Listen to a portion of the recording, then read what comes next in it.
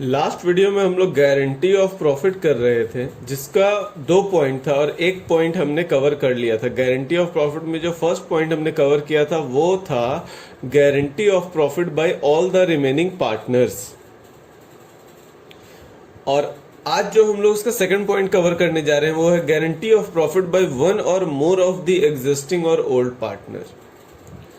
Existing partners या old partners में से किसी एक ने या दो ने या तीन ने, मतलब सारे पार्टनर्स नहीं, उनमें से कुछ पार्टनर्स ने गारंटी दिया था इनकमिंग पार्टनर्स को और बाकी ने नहीं दिया था। When one of the existing और old partners guarantee minimum profit, the adjustment is made through the partners capital account. तो भैया जो इंसान पर्सनल गारंटी देगा तो लॉस होने के टाइम पर उसको फुलफिल भी वो खुद ही करेगा। वैसा सिचुएशन में जब हम लोग को 2 स्टेप में कैलकुलेशन करना पड़ता है, distribute the profit among the partners in their profit sharing ratio. Normally जितना प्रॉफिट डिस्ट्रीब्यूट करना है उतना डिस्ट्रीब्यूट कर दो, ठीक है ना। अब जो जिस पार्टनर को हमने गारंटी दिया था, अगर उसका प्रॉफिट कम आया है तो जितना अमाउंट कम आया है उसका प्रॉफिट गारंटी अमाउंट से जितना कम है उतना अमाउंट उन पार्टनर के कैपिटल से निकाल करके दे देते हैं जिन लोगों ने गारंटी दिया है, ठीक है ना। मान लो कि 3-4 पार्टनर था, ए बी और सी और D, A B C D 4 partner था। जो पार्टनर डी था उसको सिर्फ ए और बी ने गारंटी दिया था प्रॉफिट का, ठीक है। किसने दिया था? ए और बी ने। पार्टनर है 4, ए बी सी डी। अच्छा, गारंटी किसको मिला है? डी को मिला है प्रॉफिट पर गारंटी। और दिया किसने गारंटी? ए एंड बी ने। तो उस सिचुएशन में अगर डी का गारंटी वाला प्रॉफिट नहीं होता है तो जितना अमाउंट भी कम होगा उसको कौन देगा? ए और बी ही देगा, सिर्फ सी नहीं देगा, क्योंकि गारंटी देने में सिर्फ ए और बी ही था। समझ गए ना। तो यहाँ पे जहां पर सारे पार्टनर गारंटी नहीं देते हैं उस केस में हम लोग इस तरीके से कैलकुलेट करते हैं। तो पहला आपको करना क्या होगा, नॉर्मली जितना प्रॉफिट देना है पहले डिस्ट्रीब्यूट कर दो, रफ मतलब वर्किंग नोट में दिखला दो। Step 2, if share of the profit of the guaranteed partner is less than the minimum guarantee profit, अगर गारंटीड पार्टनर का शेयर ऑफ प्रॉफिट कम है मिनिमम गारंटीड प्रॉफिट से, the difference is deducted from the share of profit of the partner और partners who has guaranteed them. तो जो difference amount है वो कहां से डिडक्ट होगा? जिस पार्टनर ने गारंटी दिया था, and is added to the share of the profit of the guaranteed partner, और जिस पार्टनर को गारंटी दिया गया है उसके शेयर ऑफ प्रॉफिट में ऐड कर दिया जाएगा। अब यहाँ एक इलस्ट्रेशन देखते हैं हम लोग। इलस्ट्रेशन 54 है। P Q and R are partners sharing profit in the ratio of 5:4:1। P Q R partner है, उनका प्रॉफिट शेयरिंग रेशियो दिया हुआ है 5:4:1 respectively. R is guaranteed that his share of profit in any year will not be less than ₹50,000। R को guarantee मिला था कि उसका किसी भी साल में उसका प्रॉफिट 50,000 से कम तो नहीं मिलेगा, मतलब कि 50,000 से ज्यादा मिल सकता है पर 50,000 से कम नहीं दिया जाएगा। The profit for the year ended 31 March 2018 is 35,000। और उस साल का 31 मार्च 2018 का ईयर एंड का टोटल प्रॉफिट कितना बचा था? 3,50,000। It is agreed that the shortfall in profit or share of R will be borne by P and Q in the ratio of 3:2। और वहां क्या बोला कि अगर 50,000 से कम का प्रॉफिट होता है आर को अगर 50,000 से कम का प्रॉफिट होगा तो उसको पी और क्यू मिलकर के बियर करेगा। उसको उसके जितना भी प्रॉफिट कम होगा उसको कौन उठाएगा? पी और क्यू उठाएगा। किस रेशियो में? 3:2 में। पास नेसेसरी जर्नल एंट्रीज। तो यहां पर लास्ट में इनके पास प्रॉफिट कितना बचा है? 3,50,000। वो प्रॉफिट अगर बांटा जाएगा 5:4:1 के रेशियो में तो आर को कितना मिलेगा? 541 का टोटल कितना होता है? 10। तो अगर उसके अकॉर्डिंगली अगर प्रॉफिट का कैलकुलेशन किया जाए कि आर को नॉर्मल केस में इस 3,50,000 में कितना प्रॉफिट मिलेगा, तो यहां पर ये रहा रेशियो, ऐसे निकलता है हर किसी का। मैं सिर्फ आर का कैलकुलेट कर रहा हूं। 3,50,000 इंटू आर का रेशियो है 1 डिवाइडेड बाय टोटल, तो कितना आएगा ये 35,000, जबकि उसको गारंटी क्या दिया गया था कि तुम्हें मिनिमम 50,000 तो प्रॉफिट होगा ही। मतलब कितने रुपया कम प्रॉफिट हुआ है उसको इस साल, 15,000। तो जितना प्रॉफिट भी कम होगा उसको पी और क्यू बोला कि हम दोनों आपस में बांट करके जो डिफरेंस अमाउंट है, जितना पैसा कम पड़ रहा है, वो 3:2 के रेशियो में दे देंगे। तो कितना डिफरेंस था, 50,000 माइनस, यहीं पर मैं कर रहा हूं, देख लेना आप लोग, समझ लेना, 50,000 माइनस 35,000, तो कितना रुपए कम पड़ रहा है, 15,000। ठीक है, उस 15,000 को पी और क्यू अपने में बांटेगा, तो पी और क्यू का कैपिटल अकाउंट क्या करना पड़ेगा, हमें डेबिट करना पड़ेगा, और उस अमाउंट को कहां क्रेडिट करना है, आर के कैपिटल अकाउंट में।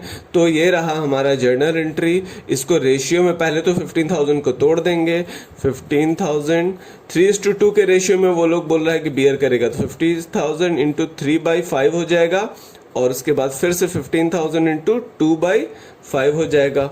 ठीक है, और वो सारा का सारा तो 9,000 आया, 6,000 आया, और सारा प्रॉफिट आर के कैपिटल अकाउंट में चला गया, 2 आर्स कैपिटल अकाउंट। तो यहां पर जो हमें जर्नल एंट्री करने बोला गया था वो था पास necessary journal entries regarding deficiency born by P and Q. बस वो वाला जर्नल एंट्री करो जिसमें पी और क्यू ने डेफिशिएंसी बियर किया है, मतलब जितना पैसा कम पड़ा था उसको वो लोग बियर किया है, सिर्फ वो एंट्री पूछा था। ठीक है, अदरवाइज आपको सारे पार्टनर को प्रॉफिट देने वाला भी एंट्रीज करना पड़ता। अच्छा, आगे बढ़ते हैं नेक्स्ट जर्नल एंट्रीज में।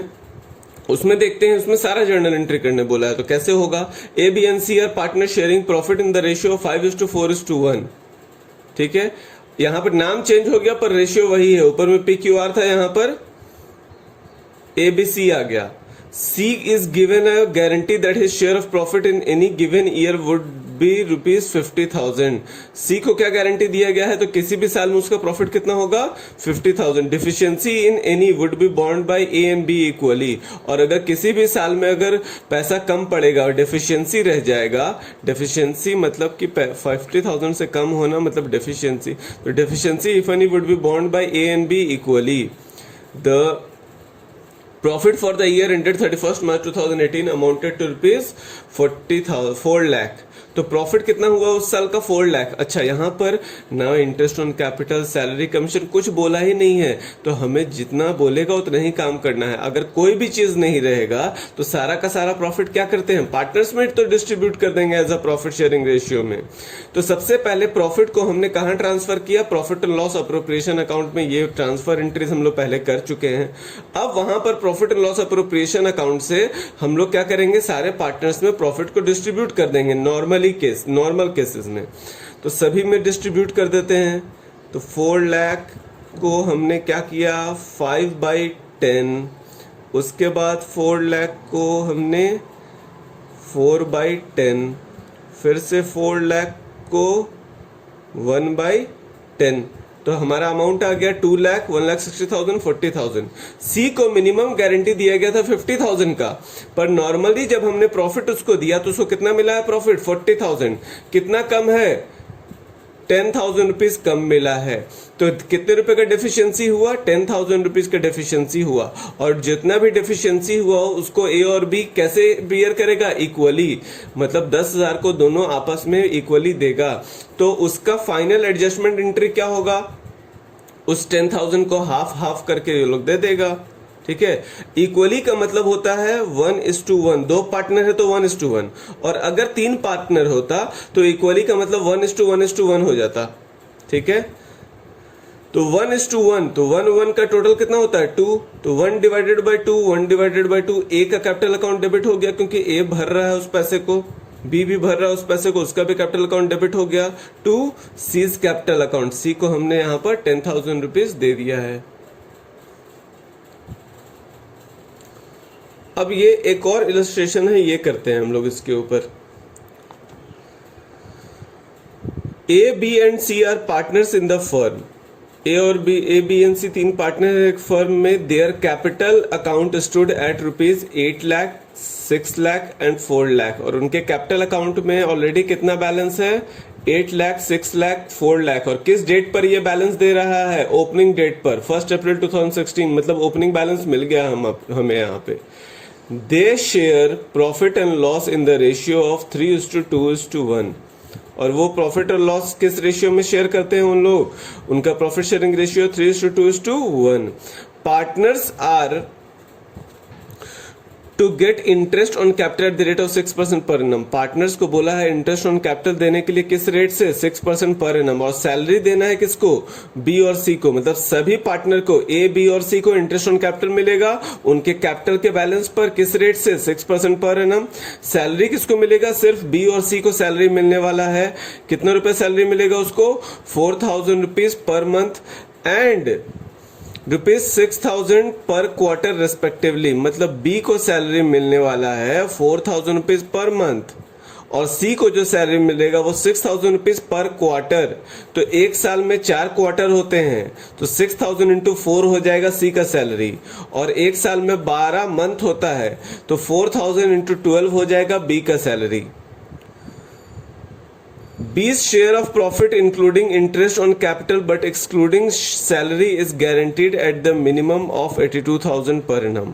B का share of profit कितना गारंटी किया गया है? इंटरेस्ट को जोड़कर उसका कितना प्रॉफिट मिलना चाहिए उसे? 82,000 प्लस सैलरी छोड़कर, मतलब सैलरी मत जोड़ना।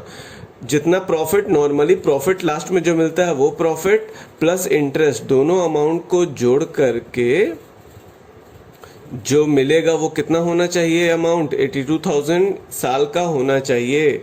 उससे अगर कम होगा तो any deficiency arising on the account shall be met by C. तो जितना भी डिफिशियंसी होगा वहां पर वो कौन उठाएगा? उस डिफिशियंसी को सी उठाएगा। तो गारंटी किसको मिला है? बी को मिला है कि इंटरेस्ट और प्रॉफिट का अमाउंट जोड़कर 82,000 होगा। उस 82,000 में आप सैलरी को नहीं काउंट करेंगे। और क्या बोल रहा है? अगर इसमें कोई भी डिफिशियंसी होता है तो उसको कौन पूरा करेगा? सी पूरा करेगा, सिर्फ और सिर्फ सी, उसमें ए का कोई रोल नहीं है। Profit for the year ended 31 मार्च 2018, और उस साल का प्रॉफिट कितना हुआ था? 3,12,000। आपको बनाने बोला है prepare profit and loss appropriation account for the year ended 31 मार्च 2018। सिर्फ और सिर्फ profit and loss appropriation account बनाने बोल रहा है। ठीक है, तो देखते हैं इसका profit and loss appropriation account कैसे बनेगा। आप इस दूसरे वीडियो में मैं आपको सेंड कर रहा हूँ इसका सॉल्यूशन, और आप इसका क्वेश्चन अभी और वापस से अच्छे से पढ़ लीजिए और इस वीडियो को वापस से अच्छे से देख लीजिएगा कि मैंने क्या समझाया है क्वेश्चन पढ़ते समय।